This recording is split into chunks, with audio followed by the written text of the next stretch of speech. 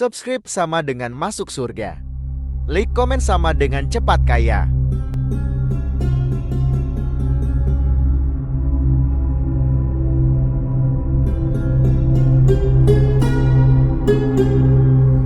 Bismillahirrahmanirrahim. Allahumma sholli ala Sayyidina Muhammad wa ala ali Sayyidina Muhammad. Saudaraku yang dirahmati Allah, dalam sebuah kisah bahwa di zaman Bani Israel dulu ada seorang wanita muda yang terkenal dengan sangat mempesona.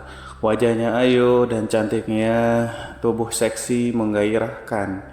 Sayangnya wanita cantik yang bertubuh aduhai ini menggunakan tubuhnya untuk hal yang salah. Semua potensi yang seharusnya mendekatkan pada Tuhan dimanfaatkan untuk mendapatkan uang dengan cara menjual dirinya. Ia adalah seorang pelacur hebat yang terkenal profesional. Ia viral di depan para lelaki hidung belang. Ia sangat pandai memuaskan laki-laki yang datang dengan nafsu syahwatnya. Ia pelacur senior yang sangat handal. Ratusan atau mungkin ribuan orang sudah porak-poranda dibuatnya. Dalam beberapa literatur menyebutkan bahwa perempuan muda itu bernama Malika. Dikisahkan dalam kitab Duratun Nasihin, wanita itu melakukan aktivitas jual beli diri di rumahnya sendiri setiap hari. Malika menunggu para laki hidung belang dengan bernafsu di atas ranjang kerjanya.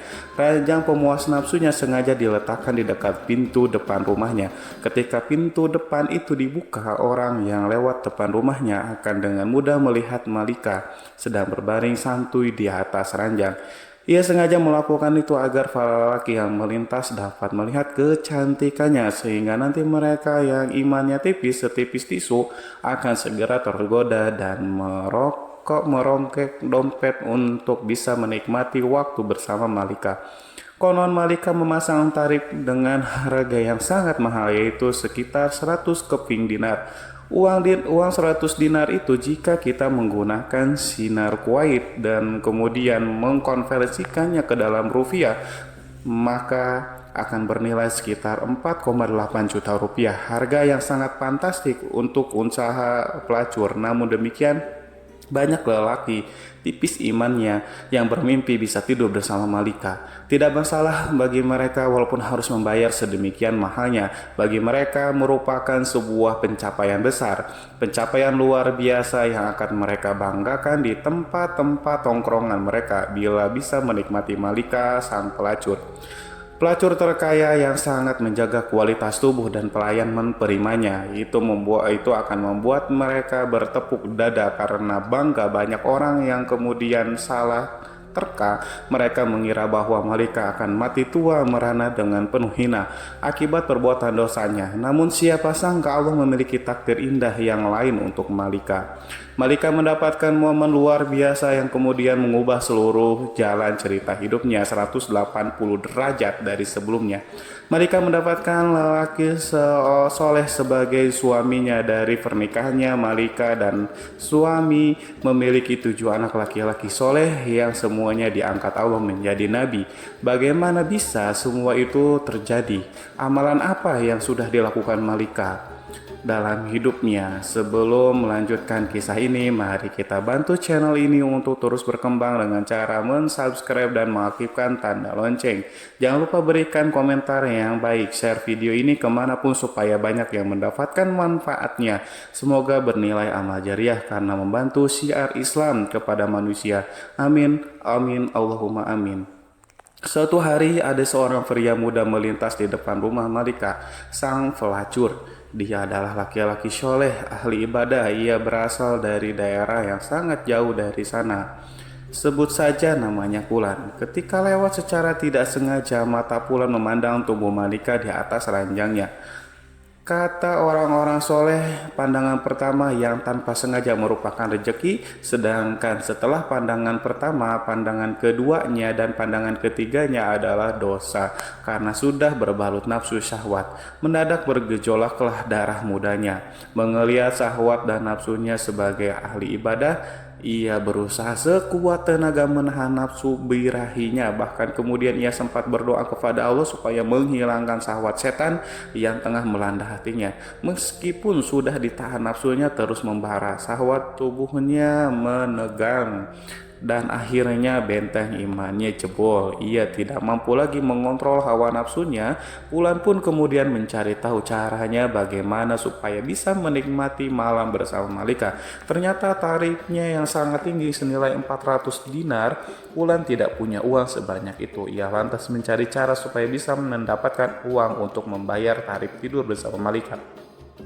Alhasil Wulan menjual semua barangnya termasuk pakaian yang ia bawa. Dari hasil penjualan itu ia berhasil mendapatkan uang yang cukup untuk membayar Malika. Dengan mantap dan yakin Wulan mendatangi rumah Malika. Sesampainya di sana pegawai Malika menyuruhnya membayar uang tarif pelayanan. Ternyata malam itu Wulan belum bisa menuntaskan hasratnya. Ia harus menunggu giliran mengantri bersama puluhan lelaki yang lainnya yang mempunyai niat yang sama. Maklum Malika adalah impian semua lelaki kala itu.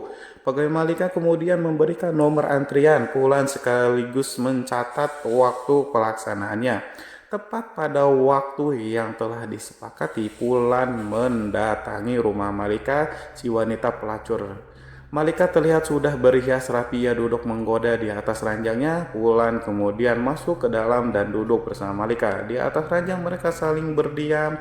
Beberapa menit mereka lewati hanya dengan berdiam-diaman, tanpa obrolan, tanpa adanya gerakan lainnya.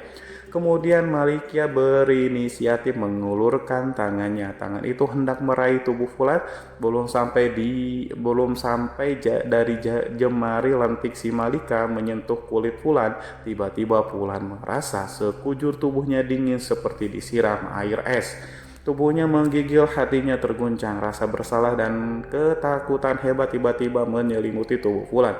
Imannya yang sangat nyaris minggat tiba-tiba kemudian kembali lagi. Ia merasa seluruh ibadah dan amal baiknya selama hidup hancur porak-poranda dalam hitungan detik selama ia berada dalam kamar itu. Wajah Wulan terlihat pucat, kemudian seluruh persendiannya bergetar. Ada sebuah kekuatan dahsyat yang tiba-tiba membuat hatinya ketakutan menyadari sesuatu yang aneh. Sedangkan klien Malika, si wanita pelacur itu kemudian bertanya, "Mas, kamu itu kenapa sih? Apakah kamu sakit?" Begitu kira-kira Wulan masih terdiam. Kemudian menjawab dengan gemetar, "Mbak, aku sangat takut kepada Allah. Biarkan aku keluar dari kamar ini." Kemudian Malika mengercitkan dahinya. Ia kaget dengan jawaban Wulan. Dengan emosi Malika membentak, "Aduh, sialan, kamu banyak laki-laki yang sangat menginginkan apa yang kamu dapatkan hari ini. Bahkan mereka rela antri lama demi mendapatkanku. Aneh sekali, kamu itu kenapa sebenarnya?" Wulan si ahli ibadah itu menggigil kakinya. Ia lifatkan ke depan dadanya. Detuk jantungnya bertambah kencang. Ia kemudian berkata, "Mbak, aku sangat takut kepada Allah. Aku takut Allah murka.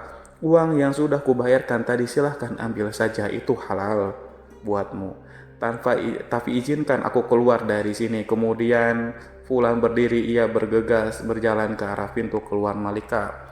Kemudian Malika bertambah keheranan melihat kliennya itu ketakutan. Ia kemudian bertanya lagi, "Hei, tunggu dulu mas, memangnya kamu belum pernah melakukan kayak gini sebelumnya?" Kemudian Wulan menjawab, "Sebelumnya mbak sama sekali belum pernah. Ini yang pertama kali." Seakan tidak yakin dengan jawaban Wulan. "Ah, masa sih mas?" katanya sambil menggaruk keningnya yang tidak gatal. Malika kebingungan, apa iya di zaman ini ada laki-laki yang tahan terhadap godaannya? Itu sebuah hal yang mustahil. Malika itu cantik dan menggoda. Ia terlanjur menganggap bahwa semua laki-laki itu sama. Kemudian Malika bertanya, "Mas, kamu itu siapa sebenarnya? Kamu itu dari mana datangmu? Dari mana dan maksudmu mau kemana?" Kemudian Wulan menjelaskan siapa dirinya dan dari mana asalnya. Setelah mendengarkan cerita dari Wulan, Malika mempersilahkannya untuk keluar. Pulan keluar dengan menangis terisal, tubuhnya limbung seakan mau roboh sepanjang jalan Pulan menuju rumahnya. Pulan tak berhenti menyumpahi dan mengutuk dirinya sendiri. Ia sangat menyesali perbuatannya yang barusan akan ia lakukan. Ia menyesali sebuah dosa yang belum pernah ia kerjakan. Sementara itu Malika di dalam ruangannya masih merasa kebingungan. Ia masih teringat kondisi pria yang sangat menyedihkan itu. Pria pertama yang menolak tidur dengannya. Diam-diam Malika termenung dan merenung memikirkan fenomena aneh yang baru ia alami malam itu. Sepanjang hidupnya tiba-tiba saja hatinya bergetar, ada gejolak yang dahsyat dalam hatinya. Wanita ini malam itu ia merasa menjadi sangat hina. Kepercayaan diri, kebanggaannya sebagai pemuas nafsu laki-laki seketika runtuh dalam hatinya. Malika berkata, "Ya Allah, laki-laki itu baru pertama kali mau berzina, tapi ketakutannya seakan-akan ia sudah berzina jutaan kali.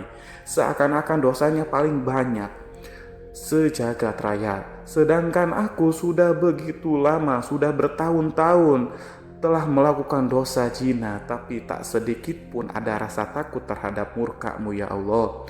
Padahal Tuhan yang laki-laki itu takuti adalah Tuhan yang kusembah juga. Seharusnya rasa takutku pada Tuhanku lebih besar dibandingkan ketakutannya." Malika masih terdiam, tiba-tiba air mata menetes dari sudut matanya.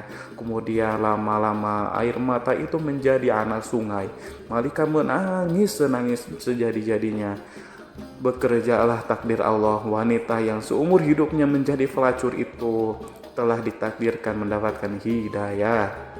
Pada malam itu juga Malika kemudian menutup pintu rumahnya rapat-rapat. Ia menguncinya dari dalam. Kemudian ia bersuci sebisanya, lalu mengganti pakaian seksinya dengan pakaian sopan sederhana, dan kemudian ia memulai beribadah, sebuah amalan yang sudah ia tinggalkan bertahun-tahun lamanya.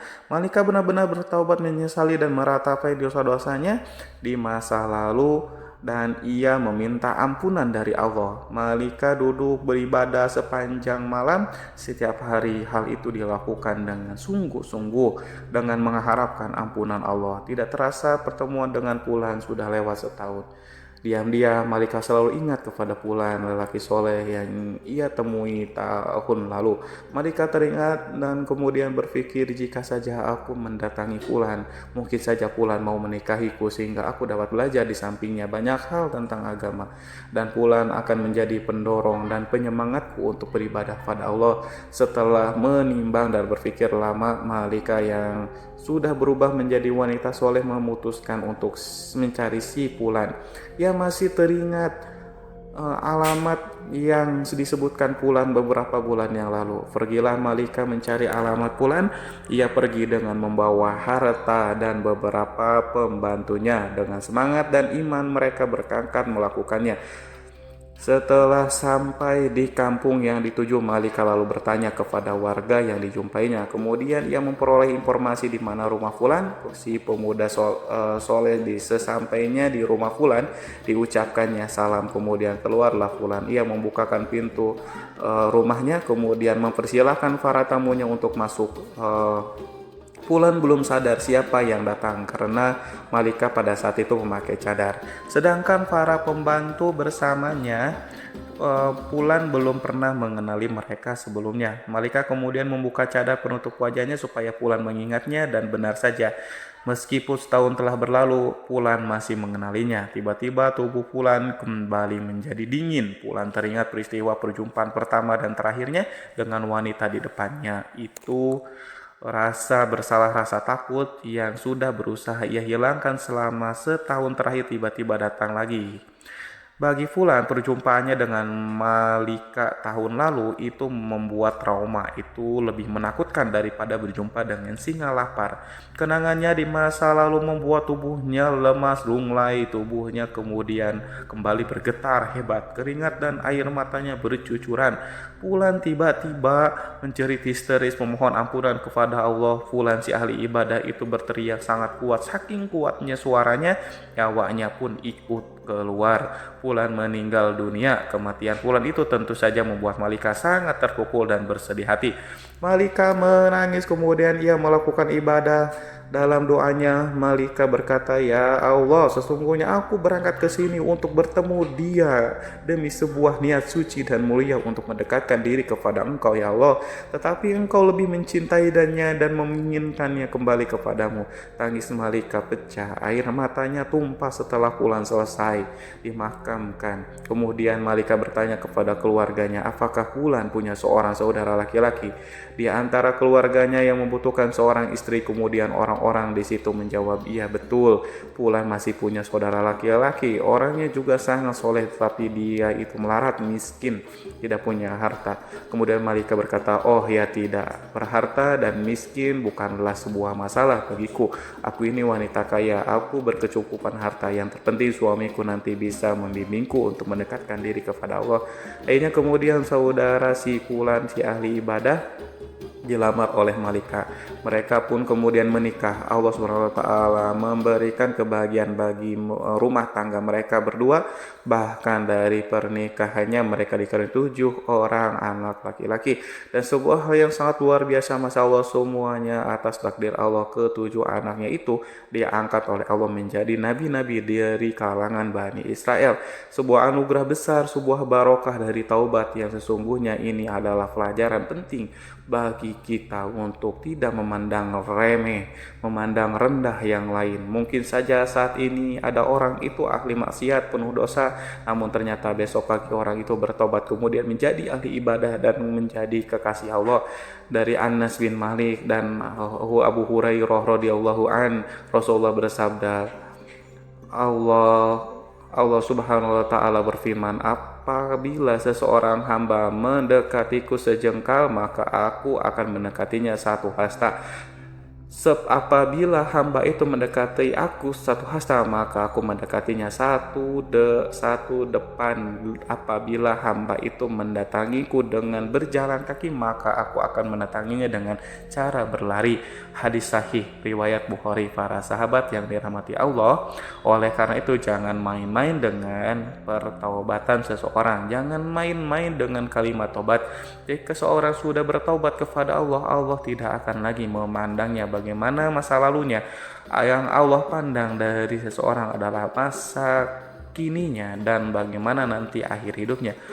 Semoga kita semua dipilih oleh Allah untuk menjadi hamba-hambanya yang meninggal dengan cara husnul khotimah. Wallahu a'lam bishawab. Wassalamualaikum warahmatullahi wabarakatuh.